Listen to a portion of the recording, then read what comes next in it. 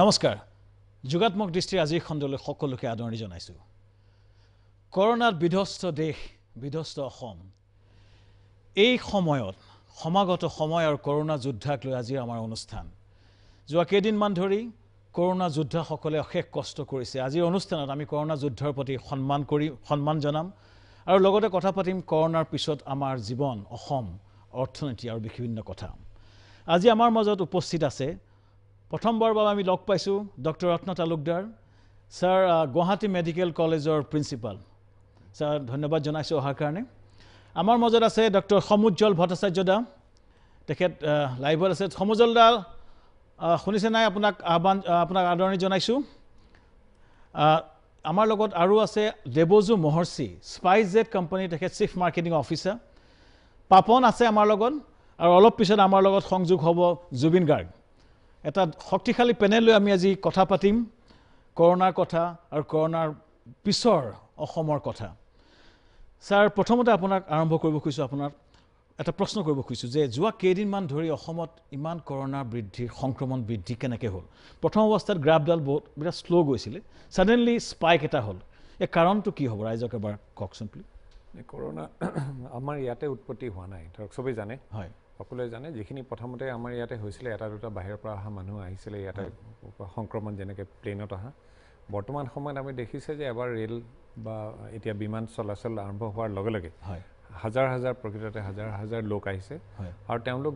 বিশেষকৈ যিকেইটা ঠাইৰ পৰা আহিছে ধৰক মহাৰাষ্ট্ৰ তামিলনাডু ৱেষ্ট বেংগল দিল্লী য'ত কৰোনাৰ প্ৰকোপ যথেষ্ট বেছি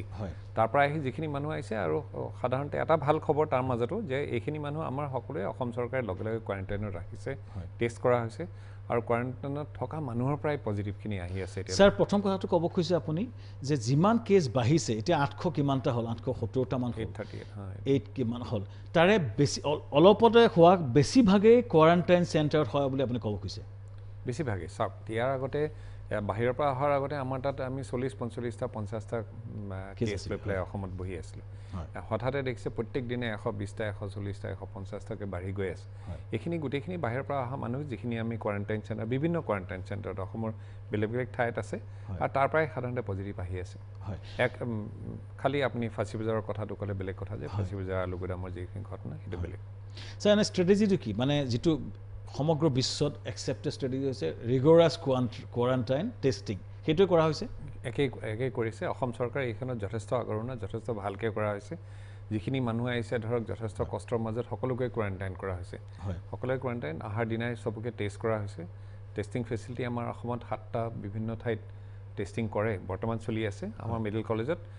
আমি জ্ঞাতত থাকোঁ যে আমি আৰু 2টা টেষ্টিং চেণ্টাৰ খুব সোনকালে হয়তো এসপ্তাহৰ ভিতৰতে খুলিবলৈ যত্ন কৰিছোঁ সেই 2টা আৰম্ভ হ'লে ধৰক আমি আৰু দিনে অন্ততঃ আৰু 2000 চেম্পল আমি কৰিব পাৰিম ইয়াতে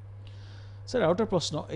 এইখিনিৰ মাজতে আমাৰ অসমত বৰ্তমান 850 পেচেণ্ট হৈছে অসমত পেচেণ্ট এই গোটেই কিমান দিনলৈকে থাকিব পাৰে বা অসম কিমানখিনি পেচেণ্টৰ কাৰণে সাজু যে 10,000 পেচেণ্টৰ কাৰণে অসম সাজুনে এটা হাইপথেটিকেল প্ৰশ্ন মই এইকাৰণে সুধিছোঁ যে অসমৰ ইনফ্ৰাষ্ট্ৰাকচাৰ কোৱাৰেণ্টাইন ফেচিলিটি কিমানলৈকে আমি পাৰিম আমি আশা কৰোঁ যে জুন মাহত কমিব কোৱাৰেণ্টাইন ফেচিলিটিত অলপমান হয়তো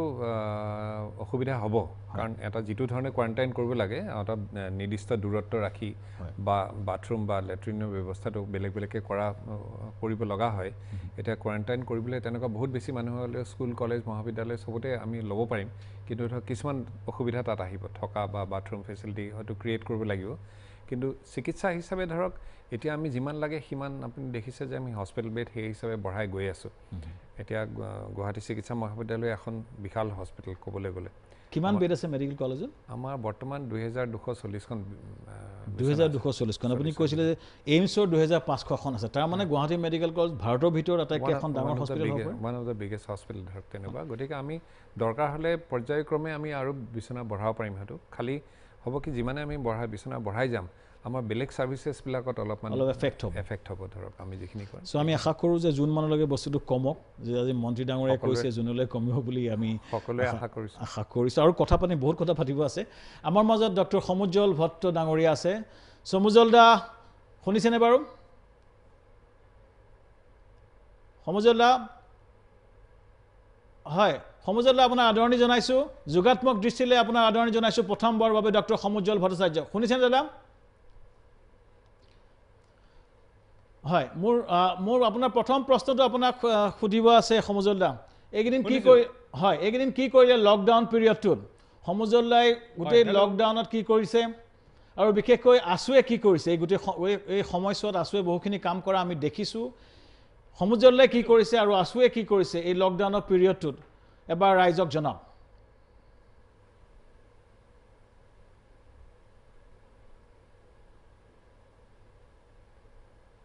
হয় সমজুলদা আপুনি শুনিছেনে বাৰু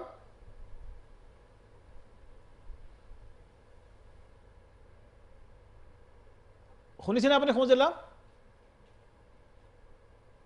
হয় এই লকডাউনৰ পৰিৱেশটো আমাৰ কাৰণে নতুন কৰোনা ভাইৰাছ কোভিড-19 এই সংক্ৰমণৰ গোটেই পৰিৱেশটোৱে আমাৰ সকলোৰে কাৰণে নতুন হেল্ল' শুনিছেনে হয় শুনিছোঁ কওক হেল্ল' শুনিছে শুনি আছোঁ কৈ যাওক হেল্ল' কৈ যাওক বাউন্স বেক কৰিছে হয় কৈ যাওক সমজুলদা কৈ যাওক আচ্ছা আমি তেনেহ'লে সমজুলদা আকৌ কানেক্ট কৰিম আপোনালোকে আকৌ ট্ৰাই কৰক পিছেৰে কানেক্ট কৰিবলৈ ছাৰ আপোনাক এটা প্ৰশ্ন কৰিব খুজিছিলোঁ এই যোৱা কেইদিনমান দেখা গৈছে দুজনমান লেবৰেটৰী টেকনিচিয়ান এজন 55 বছৰীয়া লেবৰেটৰী টেকনিচিয়ানৰ সংক্ৰমিত হৈছে আজি এজন সংক্ৰমিত হৈছে দুজন ডাক্তৰ সংক্ৰমিত হৈছে আমি পৰ্যাপ্ত পৰিমাণে ডাক্তৰ বা টেকনিচিয়ানে সুৰক্ষা লৈছেনে যিবোৰ ল'ব এই সংক্ৰমণ কিয় হৈছে যিটো টেকনিচিয়ানৰ হৈছে বা ডক্টৰৰ হৈছে সুৰক্ষা ব্যৱস্থা লৈছে ধৰক এতিয়া আপুনি যদি কয় যে সংক্ৰমণ কথাটো এইটো এটা আমাৰ প্ৰফেচনেল হাজাৰ্ড হয় যিকোনো পেচেণ্ট মই অকল কৰোনা বুলি কোৱা নাই যিকোনো পেচেণ্ট এজন যেতিয়া ৰোগী এজন আমাৰ তাত আহে আমি পৰীক্ষা কৰোঁ এটা বিশেষ বেমাৰৰ কাৰণে ৰোগীজন আহিছে হয়তো তেখেতৰ ধৰক টিউবাৰকুলোচিছ আছে বা কিবা এটা আছে যিটো আমি নাজানিব পাৰোঁ তাৰপৰা হয় এতিয়া কৰোনাটো যিহেতু আমি সকলোৱে জানো তাৰ কাৰণে বিশেষ ব্যৱস্থা লোৱা আপোনালোকে সকলোৱে জানে যে এতিয়া পিপি শব্দটো হয়তো আগে কোনেও শুনা নাছিল এতিয়া পাৰ্চন প্ৰটেক্টিভ ইকুইপমেণ্ট চবৰে মুখে হৈছে যে পিপি কি বস্তু আৰু সম্পূৰ্ণ পিপি ব্যৱহাৰ কৰিহে আমি চিকিৎসা বা যিকেইটা লেবৰেটৰী টেকনিচিয়ানে যিকেইটা স্বাব লোৱা হয় তেওঁলোক অসাৱধান আছিলে নেকি এটা মই তাত শুনিছিলোঁ যে অসাৱধান হ'ব লাগিব তাৰমানে কথাটো এনেকুৱা ধৰণৰ যে আপুনি পিপি কিটটো পিন্ধাটো ডাঙৰ কথা নহয় আপুনি পিন্ধোতে আপুনি কণ্টামিনেশ্যনৰ চান্স নাথাকে যেতিয়া আপুনি সেইটো খুলিব লাগিলে বিশেষ ধৰণৰ সাৱধানতা লৈ খুলিব লাগে সেইটো সকলোকে আমি সেইটো শিকাইছোঁ সকলোকে ট্ৰেইনিং দিয়া হৈছে যিখিনি মানুহ আৰু পৰ্যায়ক্ৰমে হয়তো ট্ৰেইনিঙত খুব বুজি নাপালে বা কিবা এদিন অসুবিধাৰ কাৰণে কণ্টামিনেশ্যন হ'ব পাৰে এনেকুৱা এটা নোহোৱা নহয় বা আপুনি নথকা সময়ত বেলেগৰ পৰা পাব পাৰে তেনেকুৱা নহয় ধৰক বস্তুটো আৰু যিটো আপুনি ডক্টৰৰ কথা কৈছে ধৰক যিজন ডক্টৰ আমাৰ কলেজত দুজন ডক্টৰ আমাৰ কলেজত হ'ল আমি কিন্তু তেখেতৰ লগত কাম কৰা গোটেই বেটছৰ আমি সকলোকে পৰীক্ষা আপুনি জানে যে মেডিকেল কলেজ যেতিয়া ওলাইছে আমি গোটেই মেডিকেল কলেজৰ সকলো ৰোগীৰ এটেণ্ডেণ্ট সকলো চিকিৎসক প্ৰায় 2200-2400 আমি টেষ্ট কৰিলোঁ সকলোখিনি কিন্তু নিগেটিভ আহিল তেওঁলোকৰ লগত একেলগে কাম কৰা ৰোগৰ নাহিল গতিকে সেইটো এটা এটা আমাৰ এতিয়াও আমি চ'ৰ্চটো উলিয়াব নোৱাৰিলোঁ ধৰক সেইটো অকুপেশ্যনেল হাজাৰ্ড বুলি ক'ব পাৰোঁ অকুপেশ্যনেল হাজাৰ্ড এটা থাকিবই ডেফিনেটলি আমাৰ দুটা আহ্বান আজি গোটেই অনুষ্ঠানটোত আমি কথা পাতিম আমাৰ উদ্দেশ্যটো হৈছে এই কোভিড যোদ্ধাসকলে যিটো কষ্ট কৰিছে যিটো ত্যাগ কৰিছে ডক্টৰে হওক আমাৰ টেকনিচিয়ানে হওক নাৰ্ছেই হওক বা আমাৰ পুলিচেই হওক বা চাফাই কৰ্মী ট্ৰেন্সপৰ্ট কৰ্মী সকলো মিলি যিটো ত্যাগ কৰিছে তাৰ প্ৰতি সন্মান জনাবলৈ আজি আমাৰ অনুষ্ঠানটো কৰিছোঁ আমি কথা পাতিম এই বিষয়ে আৰু আমি কথা পাতিম সমুজ্জ্বল ভট্টৰ লগত আছুৰ কথা বা অসমত অৰ্থনীতিৰ কথা পাতিম এইখিনিতে এটা চমু বিৰতি লওঁ আপোনালোকে চাই থাকক যোগাত্মক দৃষ্টিৰে শ্যামকান্তৰ সৈতে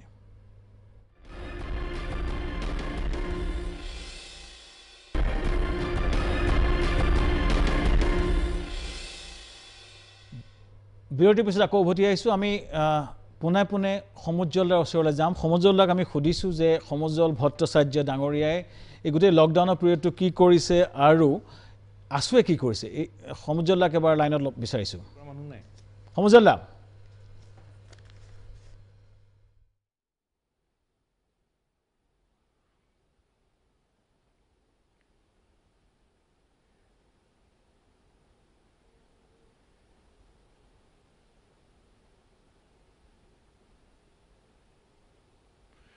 হয় শ্যামকান্ত মহন্ত ডাঙৰীয়া আপোনাক ধন্যবাদ জনালোঁ আৰু আপোনাৰ অনুষ্ঠানটো এটা যোগাত্মক কথা পতাৰ এটা অনুষ্ঠান আৰু কৰোনা ভাইৰাছ কোভিড-19 এই সংক্ৰমণৰ গোটেই বিষয়টো আমাৰ কাৰণে এটা নতুন বিষয় কেতিয়াও আমি সন্মুখীন নোহোৱা এটা বিষয় আৰু যেতিয়া লকডাউনটো আমাৰ কাৰণে নতুন বিষয় আৰু লকডাউন যেতিয়া ঘোষণা কৰিলে প্ৰথম 7 দিনমান আমি আমাৰ চৰকাৰ বা প্ৰশাসনে যিবোৰ নিয়ম নীতি বান্ধি দিছিল চিকিৎসকসকলে যি পৰামৰ্শ দিছে সেই পৰামৰ্শই মানিছোঁ এতিয়াও মানি আছোঁ কিন্তু তাৰ পিছত দেখিলোঁ 7 দিনমান যোৱাৰ পিছতেই দেখিছোঁ যে কিছু পৰিয়ালৰ কিছু অসুবিধা হৈছে কিছু মানুহৰ অৰ্থনৈতিক অসুবিধা হৈছে চিকিৎসাৰ ঔষধ পাতিৰ দৰকাৰ হৈছে তেতিয়া আমি গোটেই অসমতে ছাত্ৰ সন্থাৰ পৰিয়ালৰ সকলোৱে সদস্যই নিয়ম নীতি মানি প্ৰশাসনৰ অনুমতি লৈ কাৰোবাক চাউল এমুঠি দিব লাগে কাৰোবাক ঔষধ দিব লাগে গোটেই অসমত ছাত্ৰ সন্থাৰ সদস্যসকলে সেই নিয়ম নীতি মানি চিকিৎসকে দিয়া পৰামৰ্শ মানি প্ৰশাসনৰ অনুমতি লৈ সেই ৰাইজক সহায় কৰাৰ কামটো ঠায়ে ঠায়ে আৰম্ভ হ'ল কিন্তু সেই সময়টো বৰ বেলেগ আছিল আজিতো বাৰু বহুত ৰিলেক্স কৰিছে বহুত খুলি দিছে সেই সময়ত ৰাস্তাত ওলাবলেই ভয় কিন্তু প্ৰত্যেকজন ছাত্ৰ সন্থাৰ সদস্যই ঠায়ে ঠায়ে যাৰ যি অসুবিধা হৈছে এমুঠি চাউল এমুঠি ভাত ঔষধ য'ত যেনেকৈ লাগে সেই ব্যৱস্থা কৰিবলৈ আৰম্ভ কৰিলে বয়োজ্যেষ্ঠসকলক ঘৰত গৈ দৰৱ দিয়াৰ কাম আৰম্ভ কৰিলে তাৰপিছত চেনিটাইজেশ্যনৰ কাম আৰম্ভ হ'ল আৰু এতিয়া শেহতীয়াকৈ ঘৰৰ চোতালত পাঠদান কৰা কাম চলি আছে একোটা অঞ্চলত একোখন গাঁৱত এটা চুবুৰীত সেই অঞ্চলৰ শিক্ষাগুৰুৱে সেই অঞ্চলৰ ছাত্ৰ ছাত্ৰীসকলক পাঠদান কৰা কাম চলি আছে অসমৰ কেইবাখনো জিলাতো সেই কাম চলি আছে গতিকে লকডাউনৰ নিয়ম মানিও স্বাস্থ্য সম্পৰ্কীয় সকলো কথা চিকিৎসকসকলৰ পৰামৰ্শ মানি এই কামখিনি আগবঢ়াই গৈ আছে আৰু এইখিনি কাম আমি আগবঢ়াই নিবই লাগিব আৰু লকডাউনৰ নিয়ম মানি যেনে খুব সঘনে হাত ধুবলৈ কৈছে চিকিৎসকসকলে সেইটো নিয়ম কৰা হৈছে ফিজিকেল ডিষ্টেঞ্চ ছ'চিয়েল ডিষ্টেঞ্চ পালন কৰা হৈছে সেইটো খুব জৰুৰী কথা আৰু সকলো ধৰণৰ চেনিটাইজ ব্যৱহাৰ কৰা মাস্কটো একদম বাধ্যতামূলকভাৱে পিন্ধা এই সকলো কথাই নিয়ম মানি নিজৰ কামখিনি কৰি থকা হৈছে আৰু এতিয়া শেহতীয়াকৈ কিছুমান ইছ্যু আহিছে মই যোগাত্মক আলোচনা সেই বিষয়বোৰ আনিম সেইবোৰ বিষয়টো এতিয়া সেই চিকিৎসকসকলৰ পৰামৰ্শ মৰ্মই প্ৰশাসনৰ নিয়ম মানিয়েই লকডাউনৰ নিয়ম মানিয়েই সেই কামবোৰ কিন্তু আগবঢ়াই লৈ যোৱা হৈছে সমজুল্লাহ আপুনি অসমৰ এজন অভিভাৱক স্বৰূপ অসমৰ ৰাইজে আপোনাক বিশ্বাস কৰে আৰু এই যিটো বিপদ হৈছে এই বিপদত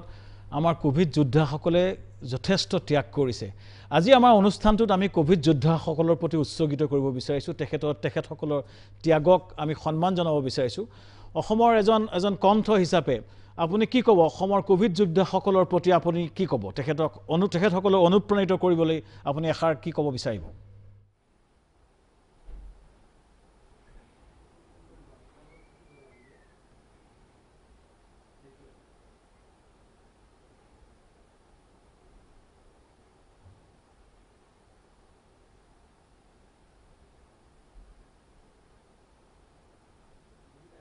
নাই চামকানু মহন্ত ডাঙৰীয়া মই আপোনাক সেইবাবে বিশেষভাৱে ধন্যবাদ জনাইছোঁ যে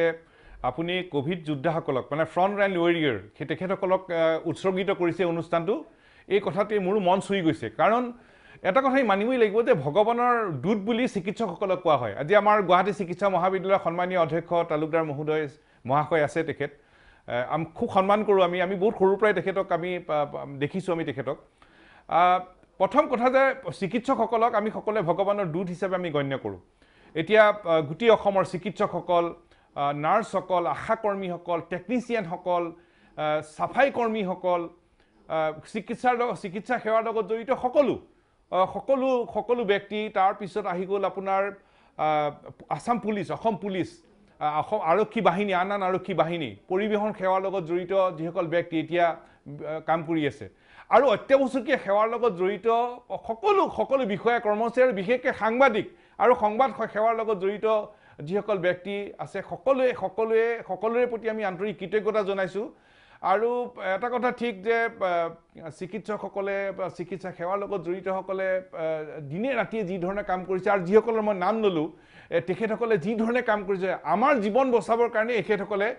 সন্মুখত থাকি তেখেতসকলে সেৱা আগবঢ়াই গৈ আছে লকডাউনৰ প্ৰথম দিনটোৰ পৰা আজিলৈকে দিনে ৰাতিয়ে তেখেতসকলে আমাৰ জীৱন বচাবৰ কাৰণে তেখেতসকলে যিখিনি কাম কৰি আছে যি সেৱা কৰি আছে তেখেতসকলক আমি আন্তৰিক কৃতজ্ঞতা জনাইছোঁ আৰু আজি আপোনাৰ এই অনুষ্ঠানৰ জৰিয়তে আমি ক'ব খুজিছোঁ যে আমি অসমৰ জনসাধাৰণে চিকিৎসকসকলকে ধৰি সকলোৰে ওচৰত আমি সদায় সাহসৰ স্তম্ভ হিচাপে তেখেতসকলৰ ওচৰত আমি থিয় হৈ থাকিম ধন্যবাদ সমুজল দা অতি শক্তিশালী তেখেতে এটা মেছেজ দিছে যাৰ মই ভাবোঁ যে সমুজল দা অসমৰ এজন প্ৰতিভূ তেখেতৰ গোটেই থট প্ৰচেছটো আমাৰ সমগ্ৰ ৰাইজে তেখেতৰ বিশ্বাস এই মেছেজটো এটা ভালকৈ যাব দাদা আৰু এটা কথা ক'ব খুজিছোঁ যে শিক্ষাৰ ক্ষেত্ৰত এটা ডাঙৰ প্ৰভাৱ পৰিছে শিক্ষাৰ্থীসকল চিন্তিত হৈছে শিক্ষা বৰ্ষৰ কি হ'ব মোৰ দুটা প্ৰশ্ন আছে প্ৰথম শিক্ষাৰ ক্ষেত্ৰত চৰকাৰে কি কৰাটো উচিত শিক্ষাৰ্থীসকলৰ ভৱিষ্যতৰ কথা ভাবি কি কৰিলে ভাল হ'ব প্ৰথম কথা দ্বিতীয় কথাটো হৈছে লকডাউনে আমাৰ থলুৱা কৃষক খুচুৰা ব্যৱসায়ী উদ্যোগী ক্ষুদ্ৰ উদ্যোগী বিশেষকৈ পৰ্যটনৰ নিচিনা উদ্যোগক ভয়ানক মাধ্যমৰ সোধালে প্ৰায় লাখৰ ঘৰৰ মানুহ এতিয়া চাকৰিবিহীন এটা জীৱনলৈ গৈ আছে এইখিনি মুহূৰ্তত আপোনাৰ পৰা আমি এটা আশা কৰোঁ যে আপুনি এই সকল ৰাইজৰ হৈ মাত মাতক আপুনি এষাৰ কওক চৰকাৰে আমাক এই সকল ক্ষুদ্ৰ খুচুৰা উদ্যোগী সকলো থলুৱা ব্যক্তিক যদি সহায় নকৰে ডাঙৰ বিপদ হ'ব এই সম্পৰ্কে আপুনি কি ক'ব শিক্ষা সম্পৰ্কে তথা ব্যৱসায় কৃষি বা খুচুৰা ব্যৱসায় সম্পৰ্কে আপুনি কি ক'ব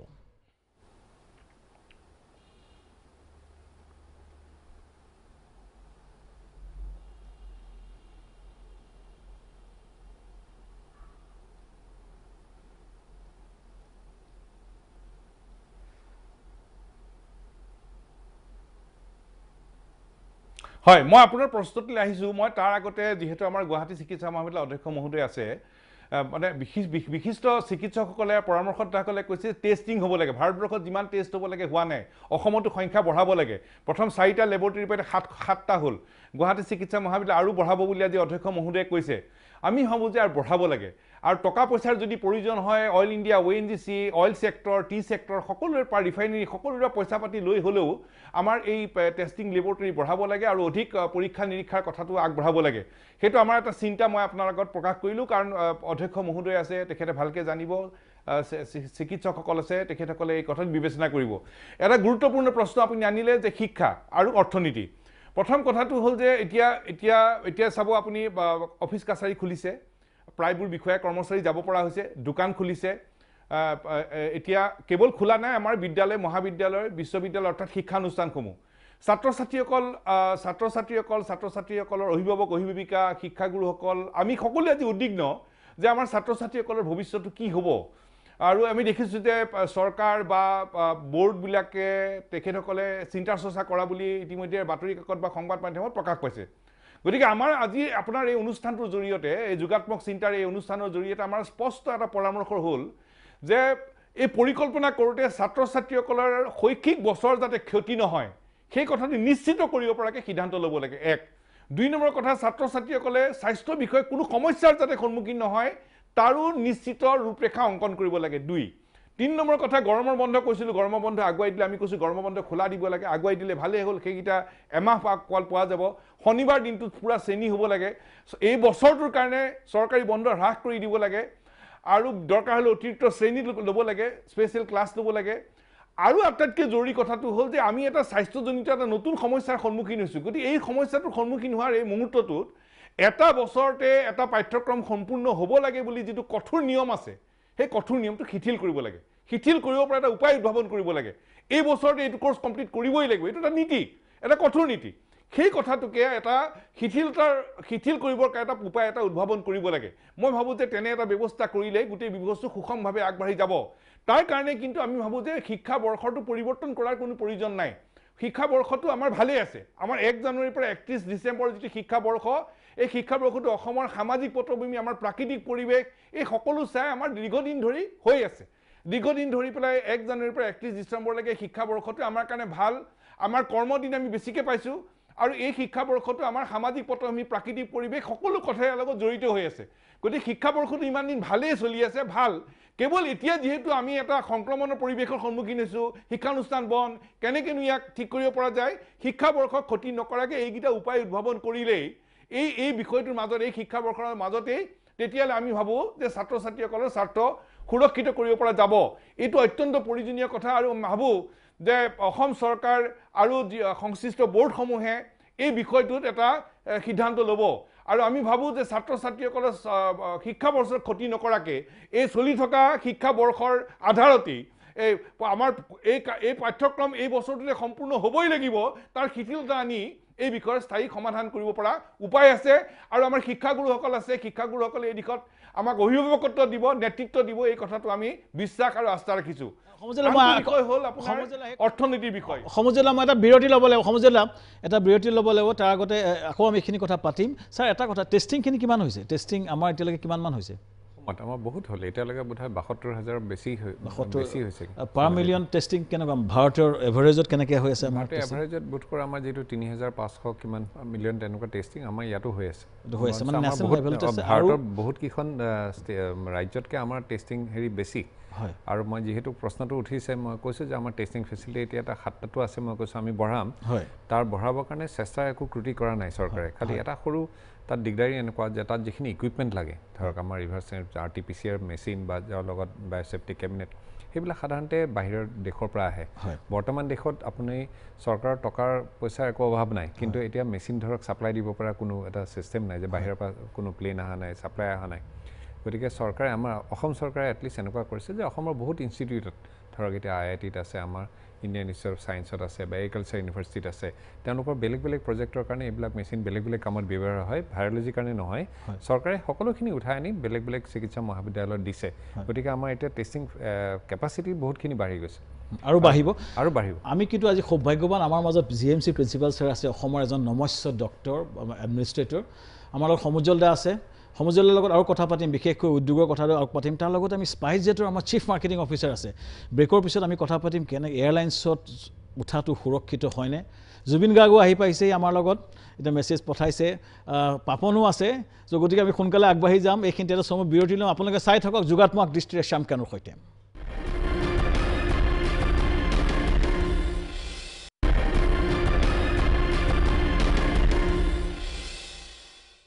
বিৰতিৰ পিছত আকৌ আমি উভতি আহিছোঁ আমাৰ লগত আছে স্পাইচজেট এয়াৰলাইন্সৰ চিফ মাৰ্কেটিং অফিচাৰ দেৱজু মহৰ্ষি দেৱজু হৈছে আমাৰ শিলচৰৰ ল'ৰা অসমৰে ল'ৰা অসমৰ হৈ বহুখিনি কাম কৰিছে দিল্লীত আছে দিল্লীত থাকি এতিয়া গোটেই স্পাইচজেটৰ অপাৰেশ্যন চাই মাৰ্কেটিং চাই ব্ৰেণ্ডিং চাই আৰু তেওঁ বহু অসমীয়া ল'ৰাক নিযুক্তি দিছে আৰু গোটেই অপাৰেশ্যন খুব ভালকৈ চলাইছে অসমত বা উত্তৰ পূবত স্পাইচজেটৰ যিখিনি অপাৰেশ্যন বাঢ়িছে দেৱজুৰ তাৰ কাৰণে যথেষ্ট শ্ৰেয় লাভ তেওঁলৈ যায় দেৱজুক মই সুধিব খুজিছিলোঁ যে এয়াৰলাইন্স অপাৰেশ্যন কেনেকৈ হৈছে এই যে এয়াৰলাইন্স খুলি দিছে খোলাৰ পাছত এতিয়া বিমানত উঠাটো বহুতে সুধিছে যে বিমানত উঠাটো ছেফ নে আমি যাব পাৰোঁ নে কৰোণা সংক্ৰমণ হৈ যাব নেকি এই সম্পৰ্কে দেৱজুৱে কি কয় দেৱজু মহৰ্ষি আশা কৰোঁ আপোনালোকে সবে ভালে আছে অশেষ ধন্যবাদ মোক মাতিবলৈ in your very popular programme আজি লকডাউন হোৱা প্ৰায় 2 মাহ হ'ল ইনফেক্ট 2 মাহতকৈ বেছিয়ে হ'ল এই লাষ্ট 2 মাহত আমি প্ৰায় 12,000 টন খাদ্য সামগ্ৰী আমি ভাৰতৰ পৰা বিভিন্ন বাহিৰৰ দেশলৈ আৰু মেডিকেল কনজিউমেবল আৰু মেডিকেল এচেঞ্চিয়েল বাহিৰৰ দেশৰ পৰা আমি ভাৰতত আনিছোঁ ট্ৰান্সপৰ্ট কৰোঁ আৰু এইখিনি কৰাৰ কাৰণে আমি এৰাউণ্ড 1700 ফ্লাইটছ আমি অপাৰেট কৰিলোঁ এইখিনি কৰাৰ বাবে আমি গোটেই এইখিনি টাইমত লাষ্ট 2 মাহ আমি এইখিনি এক্সপিৰিয়েঞ্চো গোটালোঁ এই সময়খিনিত আমি কেনেকৈ ফ্লাইট চলাম কেনেকৈ আমি গোটেই আমাৰ ক্ৰুৰ কাৰণে আমাৰ যোনবিলাক আমি ৰিপেট্ৰিয়েশ্যন ফ্লাইট আমি কিছুমান কৰিলোঁ য'ত আমি এই মানুহবোৰক ইণ্ডিয়াৰ পৰা বাহিৰত পঠিয়ালোঁ আৰু বাহিৰৰ মানুহ ইয়াতে আনিলোঁ ইয়াৰ পৰা কোৱাৰেণ্টাইন চেণ্টাৰত আনিলোঁ তো এইখিনি এক্সপিৰিয়েঞ্চটো আমি গোটালোৱে কিন্তু বিশেষকৈ আমি লাষ্ট 1 মাহত আমি পেছেঞ্জাৰ ছাৰ্ভিচখিনি ৰিজিউম কৰাৰ কাৰণে আমি গোটেই চবেই মিলি পেলাই এইখিনি কাম কৰা হৈ আছিলে এইখিনিত আমি 2-3টা কথা ক'ব বিচাৰিছোঁ এটা ডাঙৰ এটা মিছকনচেপশ্যন হ'ল যে গোটেই এয়াৰক্ৰাফ্টৰ ভিতৰত যোনখিনি এয়াৰ চাৰ্কুলেট কৰে এই এয়াৰ চাৰ্কুলেশ্যনখিনি ফ্ৰেছ নহয় আৰু এয়াৰ চাৰ্কুলেশ্যনখিনি ষ্টেই হয় আৰু একেখিনি বতাহ চবে ইউজ কৰে এইটো এটা ডাঙৰ মিছকনচেপশ্যন হয় মই ক'ব বিচাৰিছোঁ যে ইয়াতে বিশেষকৈ বয়িঙৰ এয়াৰক্ৰাফ্টত আমি এনশ্যোৰ কৰোঁ যে the air quality is extremely fresh এয়াৰক্ৰাফ্টৰ ভিতৰত ধৰক মই যদি ফাৰ্ষ্ট ফ্ল'ৰত বহি আছোঁ আপুনি যদি 5th ফ্ল'ৰত বহি আছে আপুনি আৰু মই ছেইম এয়াৰ আমি ব্ৰিথ নকৰোঁ we use different air for breathing এয়াৰক্ৰাফ্টৰ ভিতৰত বয়িঙৰ এয়াৰক্ৰাফ্টৰ ভিতৰত চিলিঙৰ পৰা ফ্ল'ৰলৈ বতাহখিনি চাৰ্কুলেট হয় ফ্ৰণ্টৰ পৰা বেক বতাহ চাৰ্কুলেট নহয় বতাহখিনি চিলিঙৰ পৰা ওলায় ফ্ল'ৰলৈ যায় ফ্ল'ৰত আমাৰ হেপা ফিল্টাৰ থাকে এইবিলাক এক্সট্ৰিমলি হাই এফিচিয়েঞ্চি পাৰ্টিকুলেট এয়াৰৰ কাৰণে ফিল্টাৰ হয় এই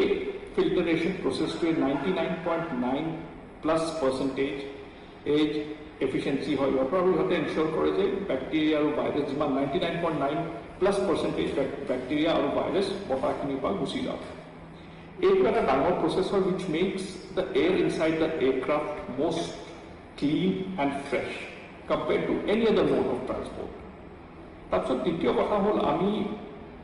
আমাৰ এয়াৰক্ৰাফ্টত আমি গোটেই আমাৰ চিটবিলাক আমি চিন্থেটিক লেডাৰ দি চেঞ্জ কৰি আছোঁ আমি উই আৰ এনশ্যৰিং দেট দেৰ আৰ ন' মোৰ ফেব্ৰিক চিটছ আৰু আমি বিচাৰিছোঁ যে গোটেইখিনি আমি চিন্থেটিক লেডাৰ চিট দি ইকুইপ কৰি লওঁ চিন্থেটিক লেডাৰ নন প'ৰাছ হয় বেক্টেৰিয়া ভাইৰাছবিলাক সোমাই যাব নোৱাৰে আৰু এইটো গোটেই ক্লিনিং প্ৰচেছটো বিৰাট সোনকালে আৰু ইজি কৰি দিয়ে চ' দেট এই গোটেই আমাৰ চিটবিলাক এই চিট চাৰ্ফেচ আৰু এই চাৰ্ফেচ বাকী চাৰ্ফেচ কিন্তু নন প'ৰাছ হয়ও আমি চিটটোকো নন প'ৰাছ বনাব বিচাৰিছোঁ সেই ইজিলি ক্লিন হওক আৰু তাতে ভাইৰাছবিলাক সোমাই নাথাকক নম্বৰ 3 আমি গোটেই এয়াৰপৰ্ট আৰু এয়াৰক্ৰাফ্টৰ এনভাইৰনমেণ্টটো আমি ডিছইনফেক্ট কৰোঁ বয়িঙৰ এপ্ৰ'ভ কৰি কিছুমান বস্তু এপ্ৰ'ভ কৰি থৈছে এইখিনি ক্লিন কৰি পেলাই চ' দেট মানে এই ক'ভিডৰ এই জাৰ্মছবোৰ তাত নাথাকক এইখিনি আমি এনশ্যৰ কৰি আছোঁ এটা ডাঙৰ এতিয়া গোটেই এয়াৰপৰ্টৰ জাৰ্ণিখিনিও চেঞ্জ হৈ গ'ল গোটেই এতিয়া আপোনালোকে যেতিয়া নেক্সট টাইম এয়াৰ ট্ৰেভেল কৰিব you will find that there is a huge difference এতিয়া আপুনি যেতিয়া এয়াৰপৰ্টত সোমাওঁতে আপুনি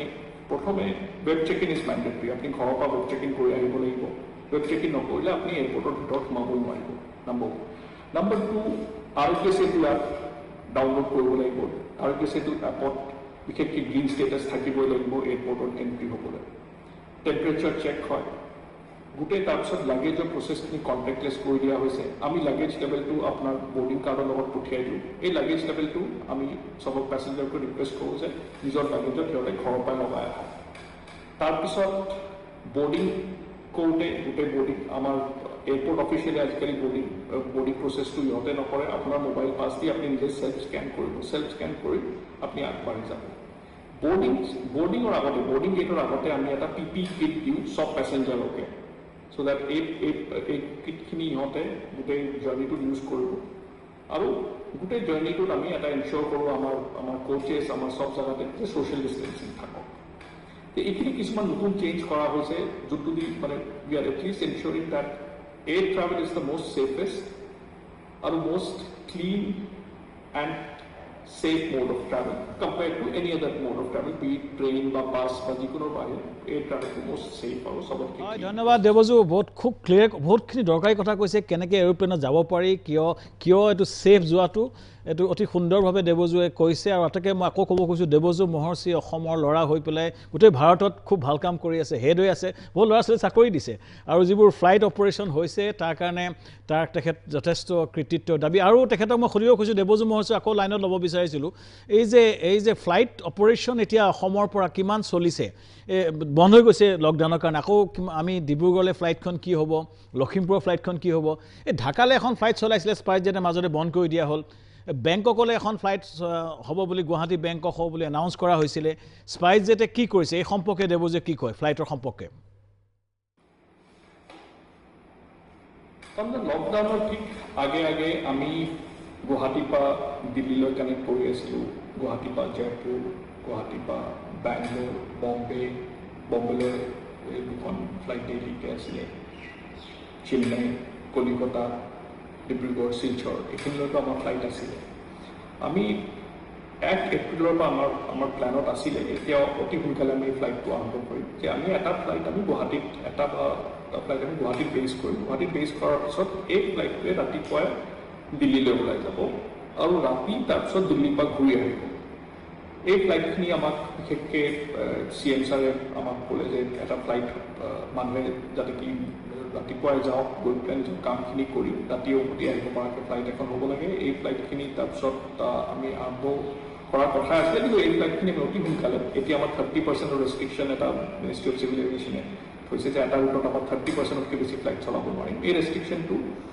যেতিয়াই গুচি যাব আমি এই ফ্লাইটখিনি আৰম্ভ কৰি দিম তাৰপিছত বাংলাদেশৰ ফ্লাইটটো আমি আকৌ আৰম্ভ কৰাৰ কথা কৈ আছোঁ ষ্টেট গভৰ্ণমেণ্টৰ লগত আমাৰ কথা বতৰা চলি আছে আমি অতি সোনকালে ট্ৰাই কৰিম যে বাংলাদেশৰ ফ্লাইটটো আমি আৰম্ভ কৰোঁ তাৰ বাহিৰে আমি লখিমপুৰৰ ফ্লাইটটো আকৌ ট্ৰাই কৰিম আৰম্ভ কৰিবলৈ আৰু তাৰপিছত আমি ফ্ৰিকুৱেঞ্চিবোৰ চাম যে আমি কেনেকৈ গুৱাহাটীৰ পৰা আমি এই য'ৰ পৰা ডিমাণ্ডবোৰ বেছি হয় চেন্নাই বেংগলোৰ দিল্লী আৰু ফ্লাইট আমি দিয়াৰ কথা অতি সোনকালে আমি হয় হয় দেৱজিৎ ধন্যবাদ প্ৰথমতে আকৌ ধন্যবাদ জনাইছোঁ ইমানখিনি ইনিচিয়েটিভ লোৱাৰ কাৰণে আৰু বিশেষকৈ আমি বিচাৰিছোঁ যে ঢাকা ফ্লাইটখন আকৌ আৰম্ভ হওক কাৰণ বাংলাদেশৰ লগত যথেষ্ট আমি দেখিছোঁ অপৰচুনিটি দেখিছোঁ আমি এইখিনিতে দেৱজিৎ লাষ্ট প্ৰশ্ন এটা সুধিব খুজিছোঁ যে এই যিটো অসমৰ যিটো খাদ্য সামগ্ৰী যদি বাহিৰলৈ নিবলগীয়া আমি যি বিচাৰিছোঁ অসমত বহুত বস্তু গেলি গৈছে বিশেষকৈ ফল মূল শস্য গেলি গৈছে স্পাইচজেটে এই ধৰণৰ ব্যৱস্থা ল'ব পাৰে নেকি অসমৰ যিবোৰ খাদ্য সামগ্ৰী ফল মূল দেশৰ ভিতৰত বা দেশৰ বাহিৰত কিবা ব্যৱস্থা লৈছে নেকি আৰু এই ক্ষেত্ৰত অসম চৰকাৰে যদি কিছু সহযোগ কৰে বা নৰ্থ ইষ্টৰ চৰকাৰে যদি সহযোগ কৰে গোটেই ভাৰতত বা বিশ্বত অসমৰ খাদ্য নৰ্থ ইষ্টৰ বস্তু নিব পৰা যায় নেকি দেৱজে কি কয় Kanuda thank you for your kind words খাদ্য সামগ্ৰী ইণ্ডিয়াৰ পৰা বা ইণ্ডিয়াৰ বিভিন্ন জায়গাৰ পৰা বাহিৰত লৈ যোৱা is a subject which is very close to our heart আৰু এইখিনি কৰাৰ বাবে আমি এটা নতুন এটা আমি ষ্ট্ৰেটেজিও কৰিছোঁ আমি ইনফেক্ট যোৱাকালি আমাৰ 3খন Q400 এয়াৰক্ৰাফ্ট যোনবিলাকে 80 পেছেঞ্জাৰ 78-80 পেছেঞ্জাৰ লৈ গৈছে কম্পেয়াৰ টু 189 ইন বোয়িং এই সৰু জাহাজক আমি ফ্ৰেটাৰলৈ কনভাৰ্ট কৰিলোঁ এইটো কৰাৰ লগে লগে এতিয়া কি হ'ল আমি এটা হাব এণ্ড স্পোক মডেল বনাই আছোঁ য'ত আমি সৰু জেগাৰ পৰা কম বস্তু আমি ট্ৰান্সপৰ্ট কৰিব পাৰিম এতিয়া আমি ঘৰত গুৱাহাটীৰ পৰা যদি বস্তু লৈ যাব লাগে আমি ফুল 20 টন মাল নহ'লেও হ'ব 22 টন মাল নহ'লেও কম বস্তু লৈ যাব পাৰোঁ এইটো লৈ পেলাই আমি ভাবিছোঁ আমি এবাৰ ষ্টেট গভৰ্ণমেণ্টৰ লগত অলপ কেইদিনমান পিছত আমি বহি পেলাই এটা আমি ষ্ট্ৰেটেজি কৰি পেলাই অসমৰ পৰা ক'ত এতিয়া আমি ধৰক ডিব্ৰুগড় গুৱাহাটী শিলচৰ এটলিষ্ট এই 3টা এয়াৰপৰ্ট য'ত নৰ্থ চাউথ কানেক্ট হৈ যায় এইখিনি লৈ পেলাই আমি বিভিন্ন সামগ্ৰী অসমৰ সামগ্ৰী আমি দিল্লীৰ বাহিৰত ভাৰতৰ বাহিৰত আমি লৈ যাব পাৰিম এইটো কাৰণে আমি ৰিকুৱেষ্ট কৰিম যে আমি গভৰ্ণমেণ্টৰ লগত বহি পেলাই গোটেই এটা মডেল এটা বনাব পাৰোঁ এটা hub and spoke model so' that আমাৰ হয় দেৱজিৎ ধন্যবাদ অশেষ ধন্যবাদ এইটোৱে আমাক লাগে ছাৰ আমাৰ এতিয়া আজি বস্তু ৰঙালাও গৈছে ডুবাইলৈ আমাৰ এতিয়া ফল মূল মানে পাইনএপল যাব পাৰে তৰমুজ যাব পাৰে আমাক যাব পাৰে ডুবাইলৈ যাব পাৰে ছিংগাপুৰ যাব পাৰে দিল্লী যাব পাৰে আজাদপুৰ মন্দিৰ স্পাইচজেটে যিটো কথা কৈছে এইটো আমাৰ মিচিং আছিলে যিটো আমাৰ পৰা কাৰণ কিছুমান আমাৰ পেৰিছেবল বস্তু যিবোৰৰ পাইনএপল 3 দিনত নষ্ট হৈ যায় ফ্লাইটত গ'লেহে গৈ পাবগৈ এই ক্ষেত্ৰত দেৱজু মহৰ্ষিয়ে অনুৰোধ জনাইছোঁ আপোনাক যে স্পাইচজেটে যদি এইটো হেল্প কৰে বা অসম চৰকাৰে অলপ ছাপোৰ্ট মেকানিজিম দি পেলাই আমাৰ বা নাফেডৰ এটা স্কিম আছে অলপমান যদি আমাৰ পাইনএপল বা আমাৰ তৰমুজ বা আমাৰ কল যদি দেশৰ বিশ্বৰ বাহিৰত নিব পৰা যায় তেতিয়া অসমত কৃষি অৰ্থনীতি হ'ব আৰু সেইকাৰণে আজি দেৱজু মহৰ্ষিক আমি নিমন্ত্ৰণ কৰি আনিছোঁ ধন্যবাদ দেৱজু আশা কৰিছোঁ আৰু কাম হ'ব আগবাঢ়ি যাব আৰু আমাৰ ফালৰ পৰা শুভেচ্ছা থাকিল আৰু কথা পাতিম ইয়াৰ পিছত আমি পাপনৰ লগত কথা পাতিম পাপনে গীত গাব আমাৰ কৰোনা যোদ্ধাৰ কাৰণে ৰাইজে চাই থাকক যোগাত্মক দৃষ্টিৰে শ্যামকানৰ সৈতে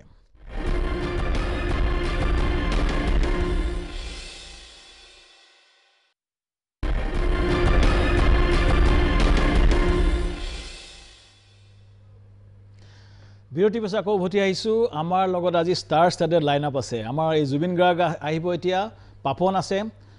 আৰু দুইজনে আজি কোভিড যোদ্ধাৰ প্ৰতি ছাৰ আমাৰ অনুষ্ঠানটো হৈছে কোভিড যোদ্ধাৰ প্ৰতি সন্মান জনাই আৰু আমি নিমন্ত্ৰণ কৰি আনিছোঁ অসমৰ দুজন নয়নৰ মণি হাৰ্টথ্ৰব একেলগে আছে সমুজ্জ্বল ভট্ট ডাঙৰীয়া আছে সকলোৱে মিলি আমি কোভিড যোদ্ধাৰ প্ৰতি আমাৰ যিটো সন্মান জনাব খুজিছোঁ আৰু সকলোখিনিক মানে যি ইমান কষ্টখিনিৰ কাৰণে পাপন ধন্যবাদ জনাইছোঁ অনুষ্ঠানটোত অহাৰ কাৰণে তুমি গম পাইছা যোৱা কেইদিনমান অসমত কোভিডৰ কেছ বাঢ়ি গৈছে আৰু তাৰ লগে লগে যুদ্ধ বাঢ়ি গৈছে আমি যুদ্ধ নহয় আমি সকলোৱে একেলগে এই সমস্যাটোৰ সন্মুখীন কৰিব চেষ্টা কৰিছোঁ তাত বিশেষকৈ ৰোল প্লে কৰিছে আমাৰ কোভিড যোদ্ধাসকলে ডক্টৰ নাৰ্ছ সকলোখিনি যিটো ফ্ৰণ্ট লেভেল ষ্টাফ পুলিচ সকলো মিলি এই যুদ্ধ এই সময় বিষয়ে কি কোৱা তুমি তোমাৰ অভিমত কি এটা বাণী তুমি কি ক'ব বিচাৰা আমাৰ কোভিড যোদ্ধাসকলৰ প্ৰতি হয় সময়টো লাগিব ধৈৰ্য লাগিব যুদ্ধ বুলি নহয় আমি চাগে কোভিডৰ লগত এক্সিষ্ট কৰিব লাগিব কিছুদিনলৈ এই গতিকে আমি সাৱধানে কেনেকৈ কি কৰি কি নকৰি আগবাঢ়িব লাগে সেইখিনি আমি ৰাস্তা এতিয়া বিচাৰি আছে গোটেই পৃথিৱীতে মানুহে চাই আছে তাৰ উপায় কি আছে কেনেকৈ আগবাঢ়িব লাগিব কাৰণ কি ইকনমি লৈ বহুত কথা আছে মানুহৰ জীৱিকা আগবাঢ়িবই লাগিব কিবাকে কিন্তু কি কৰিলে বিপদ বাঢ়িব কি সাৱধানে কেনেকৈ কৰিব পৰা যায় কি আমি নতুন ধৰণৰ এটা নতুন কিছুমান ৰাস্তা ওলাব লাগিব হেতুতে লাগি আছে গোটেই পৃথিৱীখন আৰু যিখিনি কোভিড ৱাৰিয়াৰ্ছ বুলি মই বিভিন্ন ট্ৰিবিউট কৰি আছোঁ গোটেই ইণ্ডিয়াত বিভিন্ন জেগাত ডক্টৰে হওক যেনেকৈ কৈছে আমি যে ফ্ৰণ্টলাইন মানুহখিনি তেওঁলোকক ডেফিনেটলি আমি চেলুট জনাব লাগিব, প্ৰণাম জনাব লাগিব, তেওঁলোকক শ্ৰদ্ধা কৰিব লাগিব। তেওঁলোকে যি ধৰণেৰে কৰি গৈছে সেই তেওঁলোকে নিজৰ ডিউটিটো, নিজৰ ৰোলটো, যিটো কাৰণত ডক্টৰে বা পুলিচে যিটো ওথ লয় সেইটো তেওঁলোকে কিন্তু বিপদৰ সময়ত পালন কৰিছে, যিটো তেওঁলোকে শপত লয়। গতিকে সেই বস্তুটো যুদ্ধত যোৱা নিচিনা, যেনেকৈ আৰ্মি অফিচাৰ এজনে যেনেকৈ যুদ্ধত যায় যেতিয়া সেই প্ৰতিজ্ঞা লৈ যায়, তেনেকুৱা ধৰণৰ কথা। গতিকে তেওঁলোকক আমি সাথ দিব লাগিব, তেওঁলোকৰ লগত থাকিব লাগিব, আমি যি পাৰোঁ আমাৰ ফালৰ পৰা কৰিব লাগিব। আমি কৃতজ্ঞ, তেওঁলোকক চিৰকৃতজ্ঞ, আৰু ধৈৰ্য ধৰিব লাগিব মানুহে, আৰু সময় লাগিব, সেইটোৱে। ধন্যবাদ পাপন। এই লকডাউনৰ সময়ত পাপনে বহুখিনি সৃষ্টি কৰিছে ছাৰ, আপুনি শুনিছে নাই? পাৰ হ'ব এই সময়, এটা পাপনৰ সৃষ্টি, খুব ধুনীয়া গান এটা কৰিছে এই পৰিৱেশৰ লগত অতিশয় ৰজিতা খুৱাই, পাৰ হ'ব এই সময়। তাৰ লগতে পাপনে অলপতে I4 ইণ্ডিয়া কনচাৰ্টত গান গাইছিলে। আমাৰ ভাৰতৰ অমিত ত্ৰিবেদী শ্ৰেষ্ঠতম ছিংগাৰসকল আছিলে, শংকৰ মহাদেৱন, ৰঘু দীক্ষিত, মামি খান, সকলো টপ ছিংগাৰৰ লগত একেলগে গান গাইছিলে। এইটো PM কেয়াৰৰ কাৰণে গাইছিলে। ওৱান নেশ্যন ওৱান ভইচ, 100জন শিল্পী একেলগে এটা ট্ৰিবিউট গাইছিলে। মিলে সুৰ মেৰে খামাৰ, যেনেকৈ তেনেকুৱা ধৰণৰ আপুনি দেখিছে চাগে। উত্তৰ পূবৰ হৈ পাপনে গাইছে, অসমীয়াত গাইছে। আৰু এইখিনি পাপন ধন্যবাদ জনাইছোঁ এইখিনি কাম কৰাৰ কাৰণে, আৰু কাম কৰি যোৱা। কিন্তু এই গানটো এই সময়ৰ কাৰণে অতিশয় গুৰুত্বপূৰ্ণ, পাৰ হ'ব এই সময়। পাপনৰ অনুৰোধ জনাম এই গানটো গাবলৈ, বিশেষকৈ আজিৰ যিহেতু অনুষ্ঠানটো কোভিড যোদ্ধাৰ প্ৰতি, পাৰ হ'ব এই সময় কোভিড যোদ্ধাৰ প্ৰতি গাবলৈ পাপনক অনুৰোধ জনাইছোঁ। হয়, গীতটো মই লিখিছোঁ আচলতে এইটো পৰিৱেশ লৈয়ে লিখিছোঁ। এই পৰিৱেশটো আৰু পৰিস্থিতিত যিটো আমি আছোঁ তেনেকুৱাত, আৰু বা এনেকুৱা যিকোনো এনেকুৱা পৰিস্থিতি আমি য'ত সংকট আমালৈ আহা, আমি সন্মুখীন হওঁ, এনেকুৱা এটা ভয়াৱহ এটা মহামাৰী হৈছে, বা তেনেকুৱা নিজৰ জীৱনতো এনেকুৱা হ'ব পাৰে, যাক ধুমুহা আহিব পাৰে, বাৰে বাৰে আহে এনেকুৱা। সেই পৰিস্থিতিলৈ মই এই পৰিস্থিতিলৈ লিখিছিলোঁ। গানটোৱে কৈছে যে পাৰ হ'ব এই সময়, এই সময়টো পাৰ হৈ যাব। ইংলিছত ইনফেক্ট ছেয়িং এটা আছে, দিছ টু শ্বেল পাছ। চ' যিয়ে নকওঁ আমি, যিমানেই আমাৰ চিন্তা নহওক, যি নহওক, আমি যি বস্তু আমি হেৰুৱাবলৈ খুব ভয় কৰোঁ জীৱনত, সেই বস্তু হেৰুৱাৰ পিছত আমি আকৌ কিন্তু জীৱনটো আগবাঢ়ি গৈ থাকে, জীয়াই গৈ থাকোঁ। এনেকুৱা লাগে কাৰোবাক হেৰুৱালে যেন আমাৰ আৰু শেষ হৈ যাব চব, তেওঁ যোৱাৰ পিছতো কিন্তু জীৱনটো চলি থাকে। গতিকে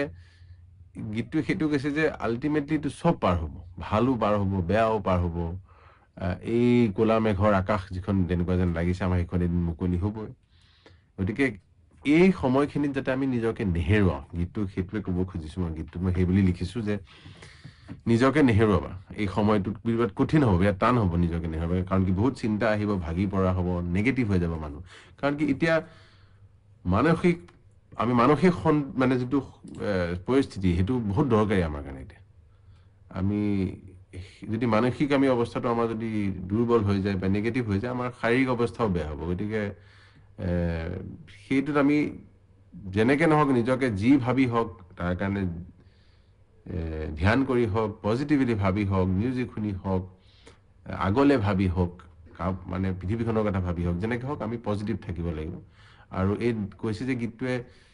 মই সেইটো কৈছোঁ গীতটোত যে নিশাটোৰ প্ৰত্যেক নিশাৰ এটা ৰাতি কিন্তু ৰাতিপুৱা এটা থাকে। গতিকে আমি এই ৰাতিটো আগবঢ়াই নিবলৈ পুৱালৈকে আমাৰ যিকুৰা বন্তি আমি জ্বলাব লাগিব, সেইকুৰা বন্তি আমাৰ আশাৰে হ'ব পাৰে, আৰু আশাৰ বাহিৰে আমাৰ একো নাই দিয়া। গতিকে আশা আছে, এইটো বিশ্বাস আছে। গীতটোত কৈছোঁ যে জীৱনত বহুত ধুমুহা আহে, বহুত ধুমুহা যায়, কিন্তু যদি খুব বেছি শংকাই এনেকুৱা আৱৰি ধৰে এনেকুৱা, তেতিয়া আমি যদি সৰু চৰাই এজনী চাওঁ, তাই কিন্তু বাঁহটো কিন্তু ধুমুহাত ভাঙি যোৱাৰ পিছত আকৌ এডাল এডালকৈ খেৰ বা বন গোটাই বাঁহটো বনায়। গতিকে এনেকুৱা যদি আমাৰ দৰকাৰ পৰে, আমি আকৌ গঢ়িম জীৱনটো, সেই বুলিয়ে বাট চাই আছোঁ আচলতে। সেই গানটো এবাৰ গাবলৈ অনুৰোধ জনাইছোঁ। গতিকে গীতটো তেনেকুৱা ধৰণৰ, মই দুইদান বাৰু শুনাই দিছোঁ।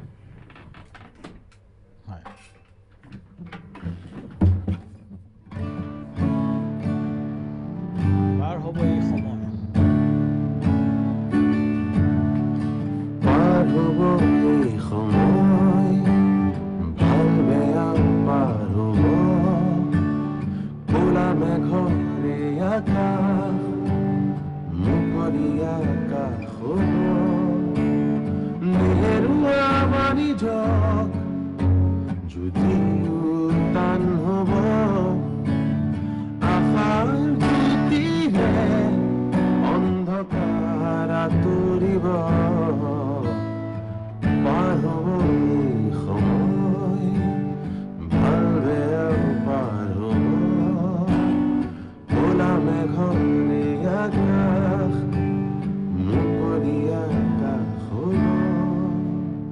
ধন্যবাদ পাপন অন্তৰখন চুই যোৱা এটা গান খুব ভাল লাগিলে গানটো গোৱাৰ কাৰণে আৰু আমাৰ মাজত অহাৰ কাৰণে খুব ভাল লাগিছে আৰু কাম কৰি যোৱা আগবাঢ়ি যোৱা নতুন সৃষ্টি কৰি যোৱা সো এইখিনিতে এটা সময় বিৰতি ল'ম জুবিন গাৰ্গ ইতিমধ্যে আছে আমাৰ লগত জুবিন গাৰ্গে কথা ক'ব কৰোনা যোদ্ধাৰ প্ৰতি স্যাৰ আজি কৰোনা যোদ্ধাত জুবিন গাৰ্গে বিশেষ এটা মেছেজ লৈ আহিছে জুবিন গাৰ্গে প্ৰথমে ক'ব যে তেওঁ এইকেইদিন কি কৰি আছে তাৰ বিষয়ে ক'ব তাৰ লগতে এইখিনি এটা কথা আপোনাক সুধিব খুজিছোঁ যে আমাৰ পেনিকটো বেছি হৈছে নে অসমত যে মই এটা ফিগাৰ দিব খুজিছোঁ যে ভাৰতত বৰ্তমান 4,000 মানুহ ঢুকাইছে 135 কোটি মানুহৰ ভিতৰত কৰোনা 4,000 মান মানুহ ঢুকাইছে যিটো মৰ্টেলিটি ৰেট মৃত্যুৰ হাৰ 2.9% মান আৰু অসমত এতিয়ালৈকে 4জন মান ঢুকাইছে প্ৰায় 800 কিমান মানুহৰ ভিতৰত সো অসমত যিটো মৃত্যুৰ হাৰ 0.5% ইমান কম মৃত্যু হৈছে কিন্তু চাৰিপিনে যিটো পেনিক হৈছে মই বহুত ফেচবুকত দেখোঁ যে মানুহবোৰ অস্থিৰ হৈ গৈছে ভয় খাইছে কিছুমানে হয়তো আত্মহননো কৰাৰ কথা কৈছে এনেকুৱা ধৰণৰ এটা পেনিক সিচুৱেশ্যন হৈছে বিভিন্ন পৰিস্থিতিয়ে কৰিছে এটা লাইন আপুনি কি কয় যে এইটো আপোনাৰ অপিনিয়নটো কি হৈছে সমাজত আপুনি যেনেকৈ কৈছে হৈছে তাৰ কাৰণে ধৰক সংবাদ মাধ্যম বা ইলেক্ট্ৰনিক মিডিয়াও কিছু পৰিমাণে দায়ী কিন্তু এইটো এটা ভালো হৈছে যে সংবাদ মানুহে ভয় খুৱাইছে বুলি ক'ব খোজে নাই তেওঁলোকে মেছেজটো দিছে কিন্তু ধৰ তাৰ মানে যিখিনি ভয় খোৱা মানুহে খাব কিন্তু এইটো অতি দৰকাৰী যে মানুহখিনি কথাখিনি কোৱাটো যিটো সংবাদ মাধ্যমে সকলোকে কৈ আছে এতিয়া চাওক মই এটা ৰাইজৰ জ্ঞাতাৰ্থে কওঁ যে কৰোনা এটা ইনফ্লুৱেঞ্জা টাইপৰ বেমাৰ আৰু 85 to 90% মানুহৰ ইয়াতে একো চিকিৎসা দিব লগা নহয় এটা 5 to 10% একো দিয়া নহয় একো দৰকাৰ নহয় তেনেকুৱা বৰ্তমান চাওক অসমত আপোনাৰ মেজৰিটি মানুহ আমাৰ 90% মানুহ এচিম্পটমেটিক কাৰো একো উপসৰ্গ নাই ধৰক বা জ্বৰ কাহ যিকেইটা আপুনি শুনিছে ধৰক কাৰণে আমাৰ কাৰো হোৱা নাই 5 to 10% মানুহ হস্পিটেলত ভৰ্তি হ'ব লগা হয় তাৰ মাজত ধৰক 5% মানুহ মানে কিছুমান ভাল চিকিৎসা বা বেছি চিৰিয়াছ পৰ্যায়ৰ এটালৈ আহে আৰু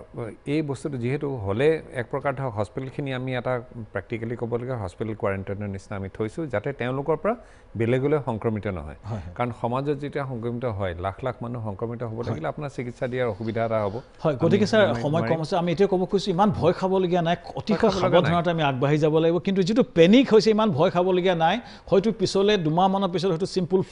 ফ্লু নিচিনা হ'বগৈ বুলি মোৰ ভাৱ হয় আজিৰ দিনত আজি মই এটা আৰ্টিকল পঢ়িছোঁ ফ্লুৰ নিচিনা হ'ব যদি ভাৱ হৈছে কেইমাহমানৰ পিছত আশা কৰোঁ তেনেকৈ হওক আমি বিৰতি ল'ম বিৰতিৰ পিছত সমুজ্জ্বল ভট্ট ডাঙৰীয়াৰ লগত কথা পাতিম অৰ্থনৈতিক কথা জুবিন গাৰ্গৰ লগত কথা পাতিম তেখেতে কি কৰি আছে আৰু কৰোনা যোদ্ধাৰ প্ৰতি তেখেতৰ বাণী ল'ম এইখিনিতে এটা সময় বিৰতি ল'ম আপোনালোকে চাই থাকক যোগাত্মক দৃষ্টিৰে শ্যামকানৰ সৈতে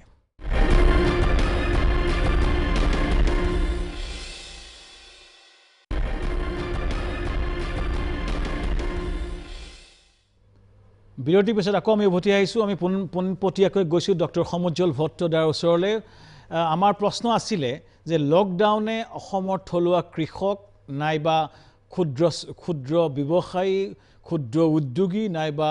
পৰ্যটন ক্ষেত্ৰৰ মাধমাৰ খোদাইছে এই গোটেই উদ্যোগৰ এটা ছাপোৰ্ট ছিষ্টেম লাগে এই সম্পৰ্কে সমুজ্জ্বল ভট্ট ডাঙৰীয়াই কি কয় বৃহৎ সংখ্যক লোকক কেনেকৈ উদ্ধাৰ কৰিব পৰা যায় এই বিপদৰ পৰা হয় আপোনাক বহুত ধন্যবাদ জনালোঁ আৰু মই বিশেষকৈ শ্যামকানু মহন্ত ডাঙৰীয়াক অনুৰোধ জনাব খুজিছোঁ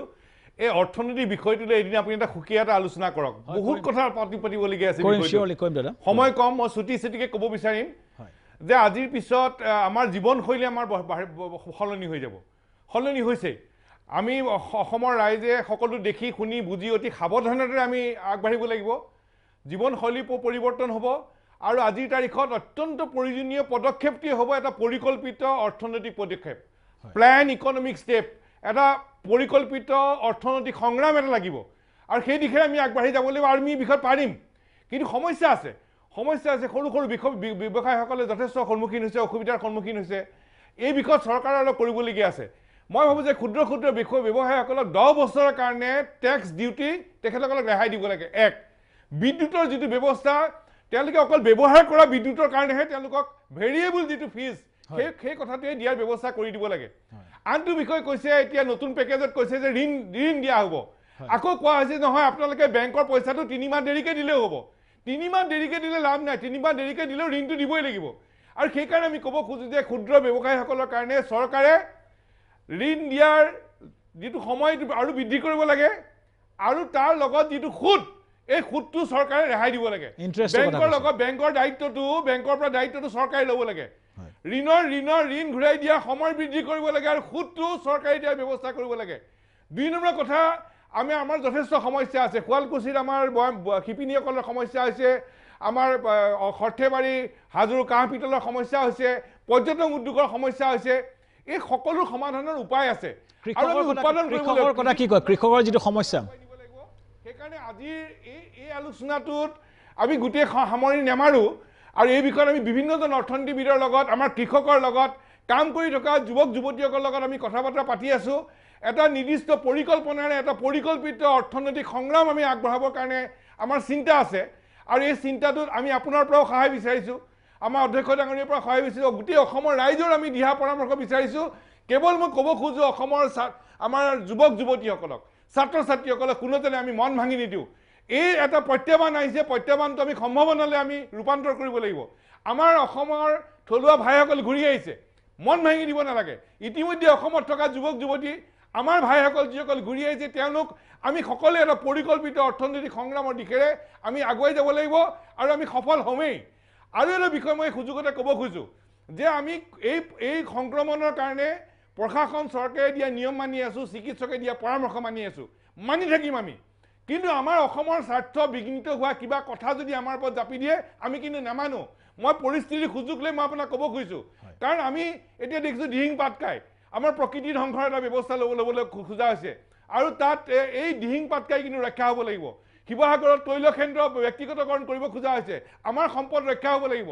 আমি সংক্ৰমণৰ কাৰণে চৰকাৰে দিয়া নিয়ম নীতি মানিম চিকিৎসকে দিয়া পৰামৰ্শ মানিম কিন্তু আমাৰ স্বাৰ্থ অসমৰ স্বাৰ্থ বিঘ্নিত হোৱা কথা আমাৰ ওপৰত জাপি দিলে আমি কিন্তু নামানিম আৰু এটা যোগাত্মক দৃষ্টিভংগীৰে আমি আগবাঢ়ি যাম এটা পৰিকল্পিত অৰ্থনৈতিক সংগ্ৰাম আমি সকলোৱে আত্মবিশ্বাসেৰে এই সংগ্ৰামত আমি সফল হ'মেই আৰু এই দিশত আমি সকলোৰে দিহা পৰামৰ্শ কামনা কৰিছোঁ আগন্তুক দিনটোত সেই দিশেৰে আমি আগবাঢ়ি যাব লাগিব ধন্যবাদ সমজুল ধন্যবাদ আজি এটা সাংঘাতিক মেছেজ আছুৰ পৰা এখন অৰ্থনৈতিক সংগ্ৰামৰ কথা যি আমি কৈ আহিছিলোঁ আজি আছুৰ সমুজ্জ্বল ভট্ট ডাঙৰীয়াই কৈছে সমগ্ৰ অসমীয়া ল'ৰা ডেকা ল'ৰা ছোৱালী সকলো মিলি এখন সংগ্ৰাম কৰিব লাগিব এখন অৰ্থনৈতিক সংগ্ৰাম হ'ব অসমীয়া জাতীয় অৰ্থনীতি আমি শক্তিশালী কৰিব লাগিব থলুৱা অৰ্থনীতি বনাব লাগিব আৰু থলুৱা উদ্যোগীক আমি ইজনে আনজনক হাত দিব লাগিব হাত ধৰিব লাগিব আৰু সমুজ্জ্বল ভট্ট ডাঙৰীয়া অতি অতি সুন্দৰ কথা কৈছে আৰু এইখিনিতে আমি জুবিন গাৰ্গক ল'ব বিচাৰিছোঁ আমাৰ মৰমৰ জুবিন গাৰ্গ গল্ডি বুলি কওঁ মোৰ বন্ধু সেইকাৰণে আমি তয়কে মাতোঁ গল্ডি বুলি কওঁ কিন্তু আজি গল্ডি বুলি মানে গল্ডি কেনে আছা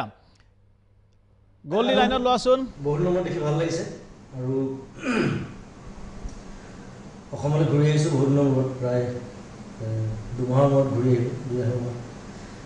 আৰু সকলোৱে জানে মই নেমকেয়াৰত আছিলোঁ অলপ দিন তাৰপিছত বম্বে হস্পিটেলত থাকিলোঁ ট্ৰিটমেণ্টৰ কাৰণে এতিয়া সম্পূৰ্ণ সুস্থ হৈ ঘূৰি আহিছোঁ যদিও পৰিৱেশটো অসুস্থ হৈ আছে অসমত তথাপি ঘূৰি আহিছোঁ আৰু যিমান পাৰি চেষ্টা কৰিছোঁ মানুহৰ কাৰণে কি কৰিব পাৰোঁ কৰোনাৰ এগেইনষ্টত আৰু বম্বে হস্পিটেলত প্ৰায় 2 মাহে থাকিলোঁ হস্পিটেলত বিশেষ কৰিবলৈ কাম নাছিলে তাত কাম ট্ৰিটমেণ্ট চলি আছিলে আৰু মাজতে অলপ গৈছিলোঁ ইয়াত আহি এতিয়া চিন্তা চৰ্চা কৰি আছোঁ কেতিয়া আৰম্ভ কৰোঁ কাম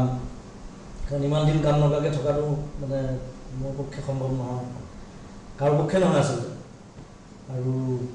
লাহে লাহে চিন্তা কৰিম জনাম কি কৰি আছোঁ এইকেইদিন কি কৰি আছোঁ তাৰ বিষয়ে কিতাপ পঢ়িলোঁ মাজতে বিভিন্ন ধৰণৰ বহুত দিন সময় পোৱা নাছিলোঁ আৰু বিভিন্ন ধৰণৰ চিনেমা চাইছোঁ সময়টো পাৰ কৰিব লাগিব ভাল ভাল চিনেমা হস্পিটেলতো চাইছোঁ হোটেলত থাকিলেও চাইছোঁ এতিয়া কোৱাৰেণ্টাইনত আহি পেলাই মই ঘৰত সোমাইছোঁ ঘৰতো চাইছোঁ প্ৰত্যেক দিনে টিভি নিউজ চাইছোঁ খবৰ খাতি লৈ আছোঁ সকলোৰে সেইধৰণে সময়বিলাক পাৰ কৰিছোঁ আৰু আশাবাদী যে অতি সোনকালে পৰিৱেশটো চেঞ্জ হ'ব হয় আকৌ অসমৰ মানুহ অসমীয়া মানুহ হয় নিজৰ কামলৈ ঘূৰি আহিব গলি তোমাক দেখি আজি খুব ভাল লাগিছে এইভাগে দেখি খুব ভাল লাগিছে আৰু সুস্থ হৈছে অলৰেডি জুবিন গাৰ্গ আৰু আকৌ আহিব গানৰ ফিল্ডখনত জুবিন গাৰ্গ এটা সত্তা অসমৰ এটা জুবিন গাৰ্গক লৈ সমগ্ৰ অসমে গৌৰৱ কৰে আৰু বিশ্বাস কৰে জুবিন গাৰ্গৰ ওপৰত আজি আমি যিটো অনুষ্ঠানটো জুবিন আমি ডেডিকেট কৰিছোঁ আমাৰ কোভিড যোদ্ধাসকলৰ প্ৰতি অসমৰ এজন আইকন হিচাপে অসমৰ ৰাইজে বিশ্বাস কৰা এজন এটা সত্তা হিচাপে জুবিন গাৰ্গে অসমৰ কোভিড যোদ্ধাসকলৰ বিষয়ে কি ক'ব কোভিডৰ কথাটো মানে অকণমান বৰ গুৰুত্বপূৰ্ণ কথা আৰু ভয় খাবলগীয়া কথা। গোটেই পৃথিৱীত যি ধৰণে আতংকৰ সৃষ্টি কৰিছে কোভিডে, সেইটো কোনো ভবা নাছিলে। নভবাকৈ হঠাৎ অতি কম সময়ৰ ভিতৰতে গোটেই পৃথিৱী তোলপাৰ লগাইছে কোভিডে। কিন্তু আমি বম্বেৰ পৰা যেতিয়া আহিবলৈ লৈছোঁ তেতিয়া 50 নে কিমান আছিল কোভিডৰ আক্ৰান্ত ৰোগী অসমত। এতিয়া আহি পেলাই আমি এইকেইদিন ঘৰত থাকোঁতেই বাঢ়ি ইমানখিনি পালেগৈ। চ' সেইটো কাৰণে চৰকাৰে, আমাৰ স্বাস্থ্যকৰ্মীসকলে, ডক্টৰসকলে, নাৰ্ছসকলে, আৰক্ষীসকলে বিশেষকৈ আপ্ৰাণ চেষ্টা কৰি আছে, যুঁজি আছে। দেখিছোঁ মই আহি থাকোঁতেও, বম্বেৰ পৰা আহি থাকোঁতেও আমি প্ৰায় 5খন ৰাজ্যৰ মাজেদি পাৰ হৈ আহিছোঁ বাছেৰে। আৰু আহি থাকোঁতে এটা কথা মন কৰিছোঁ যে যিমানকেইখন ৰাজ্য আমি পাৰ হৈ আহিছোঁ, অসমতে আটাইতকৈ বেছি যিমান পাৰি পৰিকল্পিতভাৱে সুন্দৰভাৱে কোভিডৰ বিৰুদ্ধে যুদ্ধ অব্যাহত আছে। আৰক্ষীসকল, স্বাস্থ্যকৰ্মীসকল, মন্ত্ৰী এমেলেসকল, বিশেষকৈ হিমন্ত দাৰ কথা ক'বই লাগিব। তেওঁৰ সংগীবৃন্দ গোটেইখিনি দিনে ৰাতিয়ে টিভিত দেখিছোঁ ঘূৰি ফুৰিছে, মানুহৰ কাৰণে যুঁজ কৰি আছে। এইটো এটা অতি মানে অভিবাদন দিবলগীয়া এটা কথা, চেল্ফ কৰিবলগীয়া কথা। এই ধৰণে গলি ধন্যবাদ জনাইছোঁ ইমান কম সময়ত অহাৰ কাৰণে। গলিতে কোৱাৰেণ্টাইনত আছে তেওঁ এতিয়ালৈকে, মানে কোৱাৰেণ্টাইন নহয়, তেখেত ঘৰতে আছে। এই আৰু 31 তাৰিখলৈকে হয়তো তেখেত গৰিমা আৰু জুবিন ঘৰত থাকিব। তাৰপিছত আমি এটা ফেচ টু ফেচ জুবিন গৰিমাৰ এটা প্ৰগ্ৰেম কৰিম অসমৰ ডেকা চামক উদ্বুদ্ধ কৰাৰ কাৰণে। ছাৰ, এইখিনিতে আমাৰ সময় খুব কম আছে। আপোনাক দুটা প্ৰশ্ন মই কৰিব খুজিছোঁ। যে প্ৰথম কথাটো মই কৈছোঁ যে মৃত্যুৰ হাৰ কম হোৱাৰ কাৰণটো কি, প্ৰথম কথা। দ্বিতীয় কথাটো হৈছে এই কোভিডৰ ভেকচিন কেতিয়া ওলাব? কিমান দিন কোভিড কৰি থাকিব? ভেকচিনটো কেতিয়া ওলাব? কম সময়তে আপুনি কালি মৃত্যুৰ হাৰ একচুৱেলি আমি এক প্ৰকাৰ ভাগ্যৱান যে যিখিনি মানুহ সংক্ৰমিত হৈছে সাধাৰণ সকলোখিনি য়াং, কম বয়সৰ। আৰু বেছি বয়সৰ যিখিনি মানুহৰ ধৰক বেলেগ ৰোগ আছে, হাৰ্টৰ অসুখ বা হাইপাৰটেনশ্যন বা ডায়েবেটিছ হেনটেন, তেওঁলোকৰ ইনফেকশ্যনটো হ'লে তেওঁলোকৰ পৰিস্থিতিটো অকণমান বেলেগ ধৰণৰ হয়। অসমত বৰ্তমানলৈকে সাধাৰণতে সকলোখিনি য়াং মানুহ বাহিৰৰ পৰা যিখিনি আহিছে, গতিকে তেওঁলোকে এনেও যথেষ্ট হেল্ডি ধৰক, গতিকে তেওঁলোকৰ কথাটো তেনেকুৱাকৈ হোৱা নাই। আগতে BCG ভেকচিন লোৱাৰ কাৰণে অলপ এফেক্ট হয় নেকি আমাৰ? মানে ঠিককৈ ক'ব নোৱাৰি, তাৰ কাৰণে কথাটো ওলাই আছে। WHO বহুতখিনি কথা কৈছিলে, এটা সময়ত হ'ব বুলি চবেই কথাটো কৈছিলে। সেইটো এটা ফেক্টৰ হ'ব পাৰে, নহ'ব পাৰে ধৰক, তাৰ বিশেষ এনেকুৱা এটা এভিডেঞ্চ নাই। আৰু আপুনি যিটো কৈছে ভেকচিনৰ কথাটো, ভেকচিনটো নিশ্চয় ওলাব। কিমান দিন লাগিব? মানে ভেকচিনটো 6 মাহত ওলাব নে এবছৰত ওলাব? খুব কম সময়ত নোলায় ধৰক। তাৰ এটা কাৰণ এটা আছে ধৰক, গোটেই পৃথিৱীত জানে আপুনি, ভাৰততে আৰম্ভ কৰি গোটেই পৃথিৱীতে ইয়াৰ পৰা ৰিচাৰ্চ চলিছে, প্ৰয়োজন চলিছে। সাধাৰণতে ভেকচিনবিলাক আপোনাৰ ফেজ 1, 2, 3 এতিয়া কিছুমানে ধৰক ফেজ 2ত আছে, কিছুমানে এতিয়া ক'ব খুজিছে তেওঁলোক ফেজ 3ত আছে। চ' আমি আশা কৰিম নৱেম্বৰ, ডিচেম্বৰ নে এপ্ৰিল? প্ৰায় গোটেইখিনি সকলো দেশৰ পৰা কৈছে যে এণ্ড অফ দিছ ইয়েৰ আপোনাৰ ওলাই যাব বুলি। নৱেম্বৰ, ডিচেম্বৰলৈ ভেকচিন হ'ব বুলি আশা কৰোঁ। কৰোনাৰ শেষ হওক, এই সন্ত্ৰাসটো শেষ হওক। আজি গোটেই অনুষ্ঠানটো ছাৰ অহাৰ কাৰণে ধন্যবাদ জনাইছোঁ ডক্টৰ তালুকদাৰ ছাৰ। সমুজ্জ্বল ভট্ট ডাঙৰীয়া আজি খুব ভাল কথা কিছুমান কথা ক'লে অসমৰ ৰাইজক উদ্বুদ্ধ কাৰণে, কৰোনা যোদ্ধাক উদ্বুদ্ধ কৰাৰ কাৰণে। জুবিন গাৰ্গ, পাপন, দেৱজু, মহৰ্ষি বিভিন্ন কথাখিনি তেওঁলোকে ক'লে। আৰু এটা কথা মই ক'ব বিচাৰিছোঁ, এই কৰোনা যোদ্ধাসকলৰ কথা। মেডিকেল কলেজেই হওক, তেজপুৰে হওক, যোৰহাটে হওক, শিলচৰ মেডিকেল কলেজ, গুৱাহাটীতো আছেই, বৰপেটাই হওক, সকলো মেডিকেল কলেজ, চিভিল হস্পিটেলৰ যিমানখিনি চিকিৎসক, স্বাস্থ্যকৰ্মী, আমাৰ পুলিচ বা চাফাই কৰ্মী, সংবাদসেৱী বহুত কষ্ট কৰিছে। এই সকলোকে ট্ৰেন্সপৰ্ট কৰ্মী, PWD মানুহলৈকে সকলোৱে মিলি যিটো কষ্ট কৰিছে, আমি সকলোৱে নমস্যক আপোনালোকক প্ৰণাম জনাইছোঁ, ধন্যবাদ জনাইছোঁ। আজি যোগাত্মক দৃষ্টি আপোনালোকৰ প্ৰতি আমি উৎসৰ্গিত কৰিছোঁ। ধন্যবাদ। আপোনালোক আগবাঢ়ি যাওক, আমি কৃতজ্ঞতা জনাইছোঁ। অসমীয়া ৰাইজ আপোনালোকৰ প্ৰতি কৃতজ্ঞ হৈ থাকিব। আমি সকলো মিলি কৰোনাক আমি প্ৰতিহত কৰিম আৰু আমি আগুৱাই যাম। যোগাত্মক দৃষ্টি আজি অনুষ্ঠানটো চোৱাৰ কাৰণে সকলোকে ধন্যবাদ জনাইছোঁ। শুভৰাত্ৰি।